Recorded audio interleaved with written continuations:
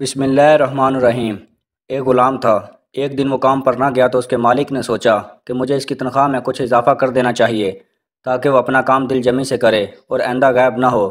اگلے دن مالک نے اس کی تنخواہ میں سے زیادہ پیسے اسے دے دیے جو اس نے خاموشی سے رکھ لیے، لیکن کچھ دنوں بعد وہ دوبارہ غیر حق امیر ہوا تو اس نے مالک کے غصے میں آ کر اس کی تنخواہ میں کیا گیا اضافہ ختم کر دیا اور اس کو پہلے والی ہی تنخواہ دی۔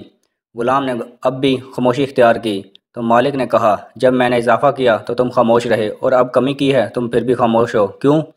تب غلام نے جواب دیا، جب میں پہلے دن غیر حاضر ہوا تھا تو اس کی وجہ بچے کی پیدائش تھی اور آپ کی طرف سے تنخواہ میں اضافے کو میں نے وہ رزق خیال کیا جو اپنے ساتھ لے کر آیا، اور جب میں دوسری مرتبہ غیر حاضر ہوا تو اس کی وجہ میری ماں کی وفات تھی اور آپ کی طرف سے تنخواہ میں کمی کو میں نے وہ رزق خیال کیا جو اپنے ساتھ واپس لے گئی۔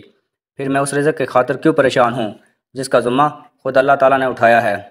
مالک اس کی یہ بات سن کر بہت حیران ہوا۔